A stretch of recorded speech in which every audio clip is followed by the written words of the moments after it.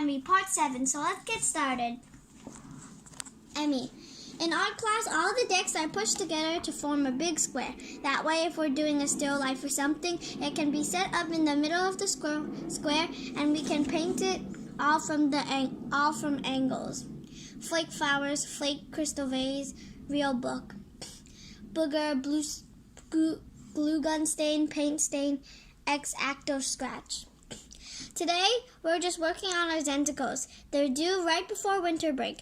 Miss Laurie is going around the room checking on everyone's progress. Tyler's talking to me. I can't believe it. I just noticed, doesn't this cloud look like a butt? Ha ha ha. Very nice, Sarah, but I would add more detail. I'm sort of forgetting about the incident. Tyler makes it easier by joking around, and I'm kind of joking back. Gab, yabba, yak. Maybe it's a full moon, groan. For some reason, I find that my heart is not beating as fast anymore. It's weird talking to him, but it also feels kind of natural hanging out with Brianna. I can't believe I'm saying this, but you need to keep it down, Emmie. You too, Tyler. Back to your seat. Okay, sorry. Wow, I was so busy talking, I forgot to be nervous. I'm disappointed he has to go back to his seat because it's on the other side of the square. But the girl next to me says something. Hey, that's really good. Quiet girl who's also in my history class. Thanks. Can you help me? I'm having trouble thinking of a pattern for this part. Okay, sure. It's really good. I think some zigzags or swirls would look cool near the flower. Oh yeah, thanks. I'm Sarah. I know. You're in my history class, Emmie. Were you the girl with the note? Oh no, yeah. That whole thing was so stupid. I don't know why Joe was making a big deal out of it. You obviously wrote it as a joke. Really? That's what you think? Sure, that's what everybody thinks. I feel better. Sarah and I keep talking. This time about our horrible history homework. An upcoming test, how unfair is that we can't use oily paint yet, and the school's art show.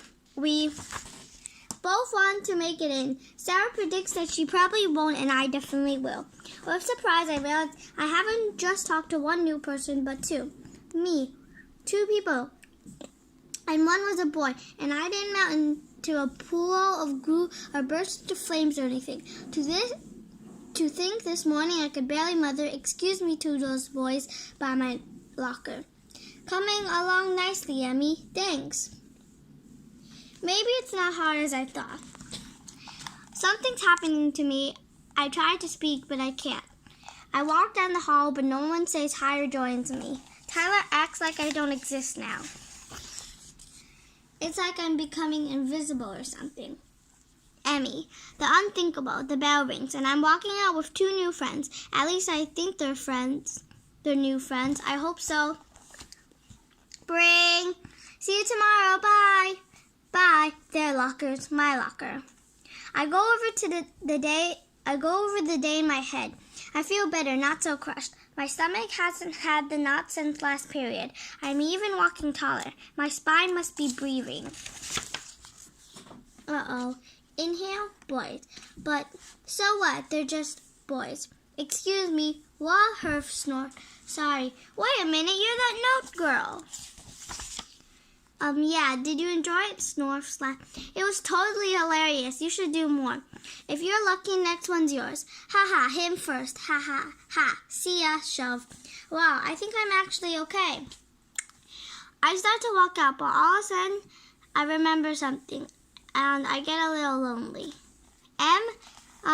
Listen, I'm sorry about before. I shouldn't have gotten so mad about the note. I was just scared that mine got out. I should have been there for you, but I wasn't. That was pretty selfish, I guess. It's okay, Bree. You panicked. I get it. Thanks. Hey, want to come over? I can help you with math. Okay, I'll text my mom. By the way, Anthony said hi to me, and he didn't spit. We head on to Brianna's bus to find seats. Is that your sketchbook? What did you draw today? My Zentico. It's almost done. Cool. What's those? Just a couple of sketches I did in class. Who's that? She's pretty. Just a random girl. You don't draw random people, you draw specific people and hands. Okay, just don't laugh. So this is new. I'm all alone. Weirdness, no text. But strangely, I'm not sad or mad or anything really. Emmie's okay without me. So is everybody else. No pressure to be popular, liked, or sought for advice. I can just be myself. For the first time, I feel kind of free. Emmie. I tell Brianna the whole truth, how I've always wanted to be. Pretty, smart, gusty, popular, athletic. So you made up another you? Sort of. Sometimes she had the kind of life I wish I had, and sometimes she just helped me deal with stuff. In my head, when I couldn't say something, she said it for me. Why?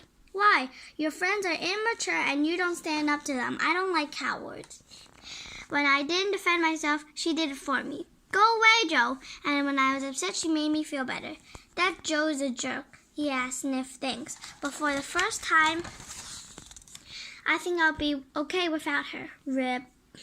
The bus engine starts up and I feel my seat vibrate. I look over at Brianna. I'm worried that she thinks I'm nuts. In case you're wondering, I don't think you're nuts. Really? I mean, we're all little nuts, right? This was just your way of copying. Suddenly, I'm grateful for my brainiac friend. I realize she's not just smart, just book smart, but also feeling smart. I look back out the window so she doesn't see me get all misty again. Well, I'm sorry you had such a rotten day. Yeah, it did start out that way. It's okay. But then, who would have thought things would turn around?